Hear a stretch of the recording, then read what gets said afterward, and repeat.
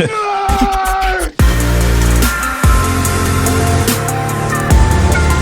those nerds!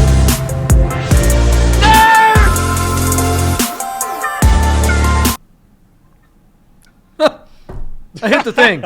We were all singing along. I wanted to get the shot where Bradley's bobbing his head up and down to the nerd song. Bradley, why don't you just continue? Just finish out the song. Go ahead and this is your karaoke moment. Yeah. Nerds. Yeah, he knows the There we words. go. There we And go. we're live. All right. Hey, everyone. Welcome to Bid Nerds, your daily nerd out on the most interesting car of the day from all the automotive enthusiast auction sites. Look at this. We've got Bradley Brannell, who is an expert on such things. He is joining us as a third nerd today, and we really appreciate him doing so. Bradley Brannell, welcome, sir. Boy, I really love being here. Thank you so much. This is a lot of fun. I love doing this. I don't usually pay attention to I mean, honestly, why? You're a legitimate journalist. You have a real job. Why would you slum with guys like us who could completely ruin your reputation? I mean, how many people are going to see this? That's a good point. We only have 4 people watching. That is, we really don't have the power to mess anything up. Bradley Brannell canceled because he's... And I'm no longer welcome back. As if Radwood and Flat Sixes wasn't enough, now you're the director of the Crawford in Cleveland. Congratulations on your appointment, my friend. Thank you. I'm really enjoying it. We've got a ton of cars. Everyone who's listening should immediately book a flight to Cleveland and come check out the museum. It's well worth it. Well, and you're doing Porsche. I'll give you a personal tour. That's right. November 17th, we've got a Porsche exhibit opening. It's kind of history of the 911, so drop in and check it out. Very cool. That sounds fantastic. All right, guys, just as a reminder, my name is John Polnik. We record the show in the Las Vegas Container Park along with my partner, Michael Deeb, who is in San Francisco in his studio. Look at that. He looks like he's freezing. All right, Bid Nerds, what we do is we find the most interesting car of the day from the auction sites like PCAR Market and Bring a Trailer. We have a conversation, a little bit of a discussion on that car. We'll tell you everything we know, which is not much. And then we'll make a prediction as to what's going to happen with that car's auction. Will it sell? Will it not sell? For how much? How high will it get bid to? That's what we have. That's what we make our little predictions in the future, and then boom, we'll go to the future, and we'll find out at the end of this episode. You will see what actually happened to this car's auction. So you'll have some closure at the end. You can play along. It's just like Price is Right, only there are no winners here. Clearly. All right, guys, let's get to the cars. Today's car, I like this car. Is it the most interesting car? Michael Deeb, what's going on here? Pete, you mistakenly thought I had that 87 Cabriolet on PCAR Market for you. I actually picked this car for you. What we're looking at on Bring a Trailer is a 2010 Porsche 911S Cabriolet with 32,000 miles offered out of North Royalton, Ohio. Where's that, Bradley? Is that near you? Pretty close. Yeah. Okay. All right. So Bradley can go check out the car for you, JP. It's a one-owner car in excellent condition with a 6-speed manual. I mentioned that it's an S, and it's a .2, right? A 997.2. So this is post-IMS drama. And then again, JP, in the spirit of a car that you would like, it's black on black Cabriolet manual transmission with an earlier accident on the Carfax report, which may detract from its value but wouldn't bother you. So I thought this was the perfect car for you since you're having so much car trouble with the cars in your collection at the moment.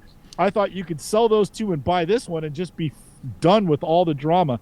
The car on the accident on the Carfax was in August of 2021. They said the car, obviously it bumped into something on the front end of the car. The car was still operable. So by all accounts, it sounds like it's just a cosmetic repair and not something that should really hurt the value. JP and Bradley, I'm sure, would be able to chime in on this. You guys talk about this era for Porsche. When the .2 were released, the United States and the world was still in a bit of a recession. Not a lot of cars ordered from Porsche, and so as such, it's not easy to find if one were in the market for 997.2 Porsche 911 with a manual transmission. This winds up being, by the numbers, a bit of a rare bird in the marketplace in this country. So JP, I thought this was a really nice looking car with low miles, seemed to be an attractive one, and thought it'd be a fun one to take a look at on Bring a Trailer, especially again as like parts of Ohio will be going into hibernation. Could a deal be had on a cab? This would be fun to look at. Car I would definitely want myself. I love this thing, and I loved all the black cabs that you've had. JP, Bradley, what do you think of this one? Yeah, I think it's a really cool car. It's hard to tell what I'm going to think of it. I've never been a big fan of 997s, but the .2's got the better motor. Looks hot. Looks good. I'd rock it. Why not? Yeah. Bradley, or I don't know if you remember this car. I actually owned a nearly identical car. I had I think it was a 2010 non-S black on black .2 Cabrio. With 30 horsepower difference. Yeah, so the horsepower and look, that car honestly was the perfect car. It was just it was a great value. It was so much fun to drive. And yeah, you're absolutely right. The black on black is everything. Having more horsepower and significantly more torque with the 3.8 makes a big difference between the two, and not having to worry about an IMS, like you said, is also really a thing. Look, you're right, Deeb.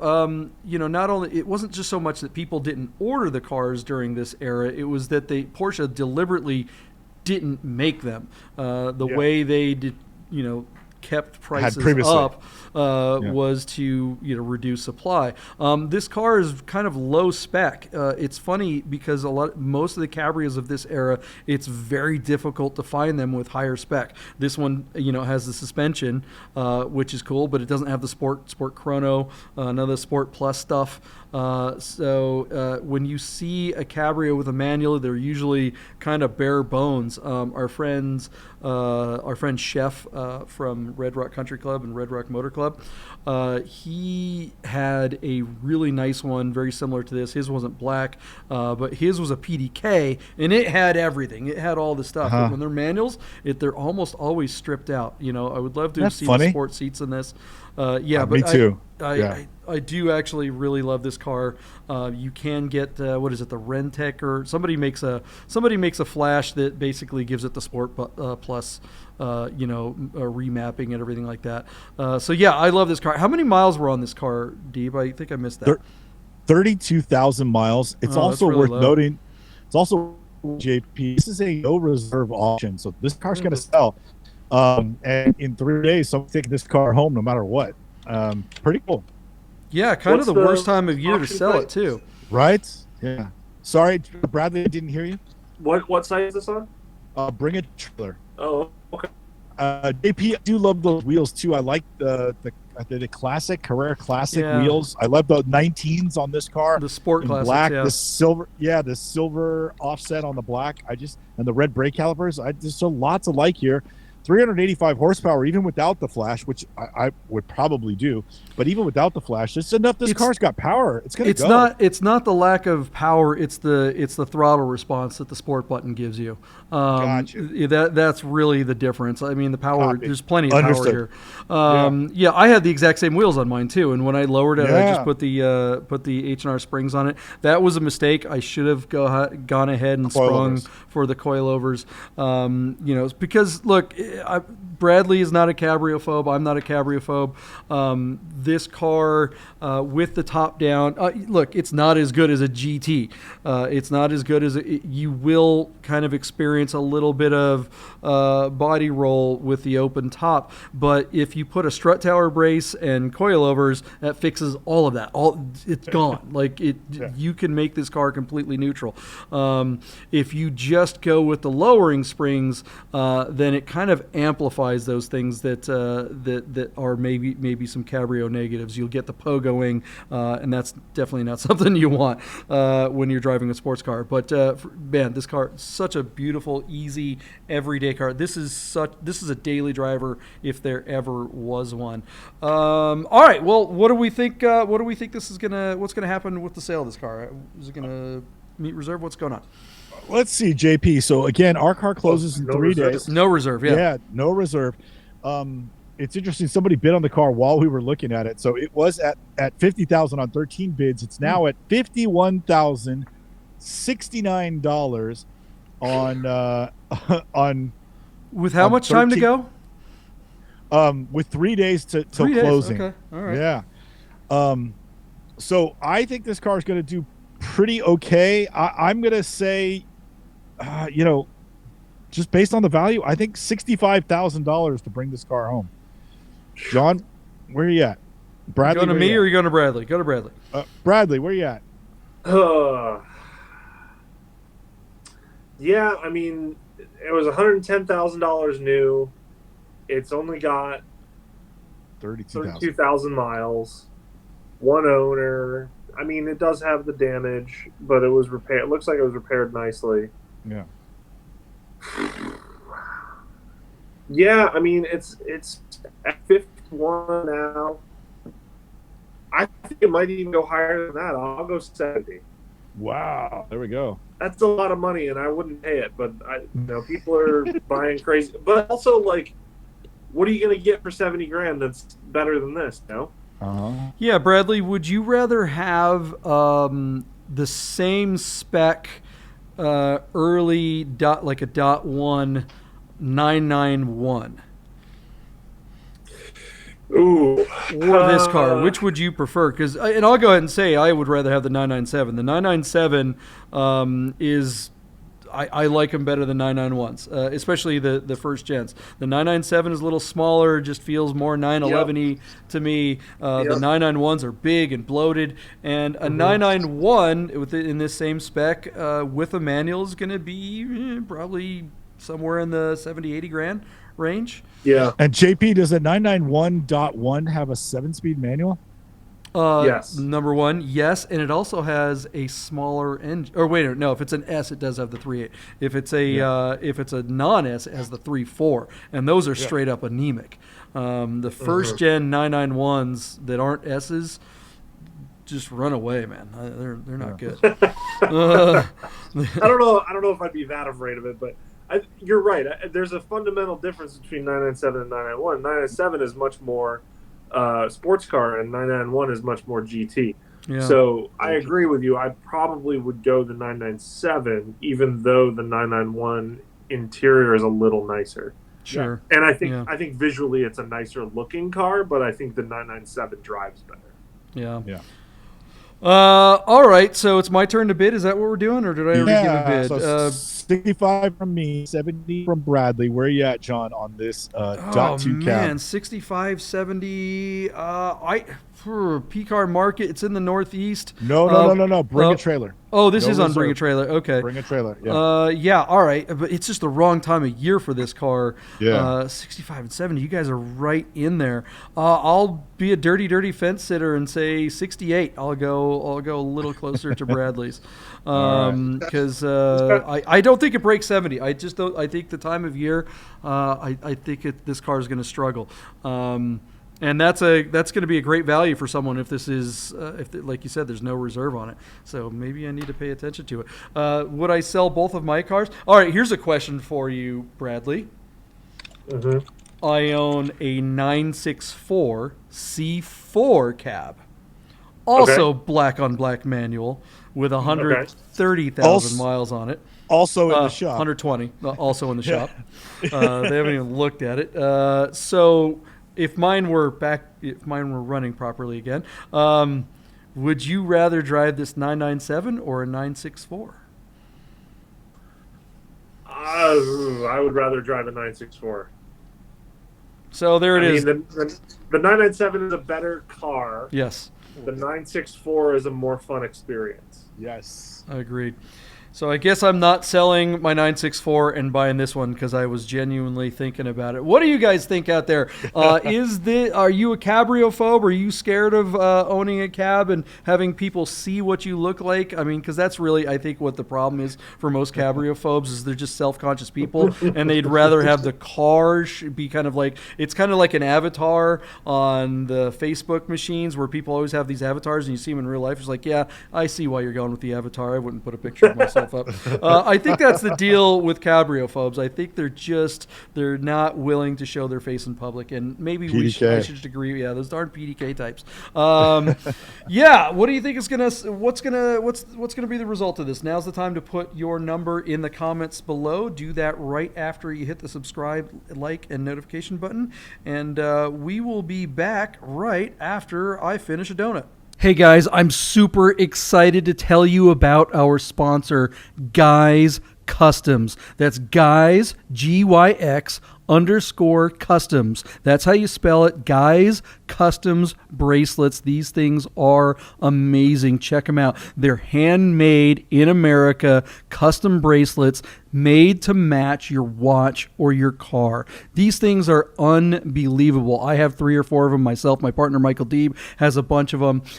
They're pretty addictive once you get one. Each one of them are bespoke. We're talking carbon fiber. We're talking titanium. We're talking stainless steel, glass. There's none of this cheap Chinese garbage that you see a lot of bracelets being made out there. These ones are super high quality. They're made right here in America. When you go to Guys Customs on Instagram, it's about the only place that you can order one of these. When you DM the artist, you're actually reaching the real artist when you DM Guys Customs at Instagram. And she will make you a bracelet made to match that special watch, that special car, or that special person that has a special watch or a special car and they want something really, really cool in their life. They make the most amazing gifts. I get compliments on mine all the time. Everywhere I go, people are like, wow, that's really cool. You can see in the pictures, these beads, the colored beads are PTS. They're paint to sample. So if you have a specific color code for your car, she'll have beads made that are specifically painted to match your car or your watch. It's unbelievable. You got to get one of these Guys Customs bracelets. Check them out. They support us, and we really, really, really want to support them. Guys Customs bracelets. All right, let's get back to the bids. Let's find out how much that car sold for today. Welcome to the future. All right, guys, you have stuck around. Thanks for being a nerd. Have you hit the subscribe, like, and notification button yet? Have you done that? Can you really call yourself a nerd if you haven't subscribed to this show yet? I think you need to do that. So please do so now if you haven't already. We're a small little channel. We need the help, guys. We're getting out there. Things are coming. It's happening. We're having a good time with you guys. We have fun making the show for you. Help us out by spreading the word. All right. I really like this car. I've been kind of chomping at the bit, waiting for the future to find out what would happen with this thing. I sure wish I were in a position to have maybe bid on this car and maybe put it in my garage. Damn. Michael Deeb, what happened with this cab? GP, I served this to you on a silver channel, like a perfect bid nerd platform. I picked this car for you because this car has your name written all over it. JP, I want to remind you, our 2010 Porsche 911 Carrera S Cabriolet 6-speed manual with just 32,000 miles was no reserve. And get this, right? So Bradley Brannell was the high man on this. He said $70,000. I said 65 and you said 68. Here's where it gets interesting. Our car sold for $67,000 on 33 bids. And now you and I, peek behind the curtain. You and I keep a living document on Google Sheets. And on Google Sheets, you wrote tie. You said it was a draw. And I just want to remind you about math that at 67, you were closer to me by $1,000. In fact, you numbskull, you almost got a damn Yahtzee on this thing. Almost got a Yahtzee. Jeez. You should have bought it. You should have bought it for Actually, at 68, you would have won it. Right? Yeah. Anyway, really, I think this is a really nice car. There was that little fender bender they had on the front end like a year ago. But I mean, on a car like this, who cares? Like, Yeah. it wasn't an airbag. They didn't have to tow it. Like, he bumped into something or whatever. It wouldn't bother me in the slightest, John. I love this car. When I see a black on black cab with a manual, I know this is going to sound super homosexual. I think of you, So there you go. Anyway, your car. That's an interesting take there. Thanks. No, I look at 67. So you, that car is so you. Look at that It is, thing. It's and it is all the right things. It checks so many boxes, but 67 or 68 or whatever, that's a lot of money for a 911 cab. How much? Yes, I mean it's funny because it's a 6-speed, right? And our friend Chef, he had the same year cab with a PDK. Did he like it? He did, but he wound up selling it, and he just got his GT3 RS upgraded. Yeah, upgraded. Big time. But and I pined over that car. I was like, oh, should I buy that car? Should I buy that car? And he had a hard time getting anywhere near 60 for that because of the PDK. Right. Because the 6-speed really is that much better. Is it $12,000, $13,000, $15,000 more?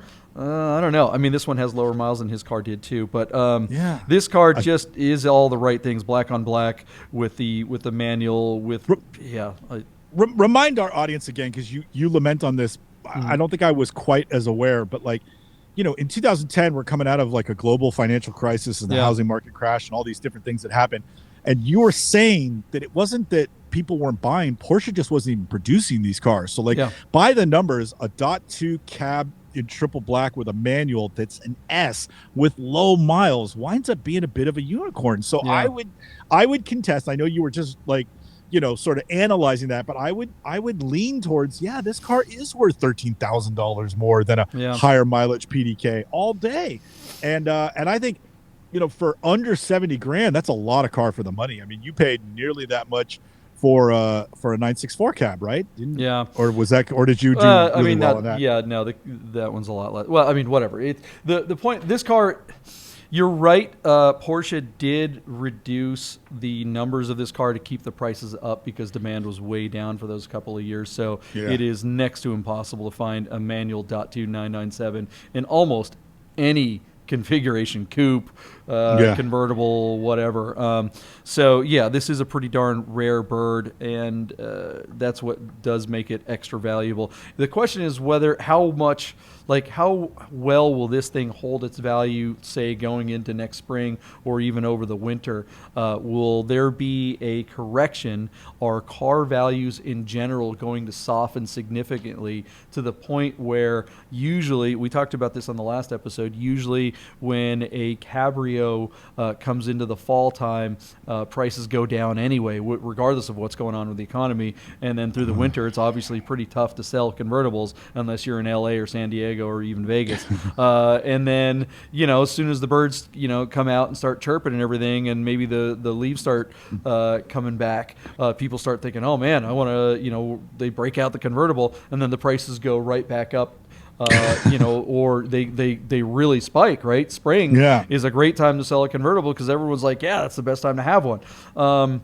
It's entirely possible that come this spring, the market's going to be in not so great a place. So selling a Cabrio in fall may be the higher mark than coming this spring. And, our future machine, our little time travel bubble only goes a couple of days, unfortunately. It doesn't go all the way to spring, and we can't go back.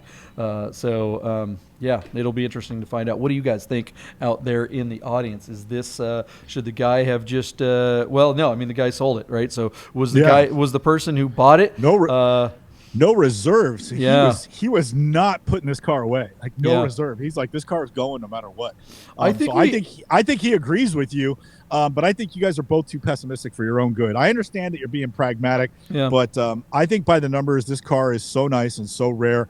It wouldn't bother me in the slightest. Even if I bought it and the market went down, okay, I'm stuck with my beautiful Porsche convertible BFD. I'll wait till the market comes back and drive it for a couple of years. It'd be a lot worse places to park your money while being underwater, Yeah, and this is a car that's infinitely drivable all year round. my God, I mean, yes. even you can totally drive one of these in the winter. It's not that big a deal. I mean, granted, it's not something you want to drive around in the snow. This isn't an SUV or whatever. But JP, you know, I have a question for you. The power top, does it latch for you, or do you have to finish locking it by hand? it's all automated. You don't have to do a dang thing. That's so and awesome. on the dot twos, you can do it on the move, right? I think if you're like going 30 like miles an hour? yeah, if you're going 35 miles an hour. So like because it's funny if you have a convertible and if you're ever sitting at a light, and it starts to drizzle or whatever, and you put your top up, you're like on a 964 or 993. It's like, is this going to happen 25 before the seconds. light changes? And then, it's like everybody's honking at you. And even a 9971, they don't, you can't put them up while you're moving. But the 9972, on the go, man, you can That's go ahead awesome. and take off. So it's pretty rad. And everyone looks What at a you. cool It's kind of car. funny. All right, what do car. you guys think? Let us know in the comments below. We sure like hearing from you guys. You guys are doing really good at the bidding, and in a lot of ways better than Michael Deeb and I. So let's see how you guys do on tomorrow's car. We'll see you then. Can't believe this. Get those words!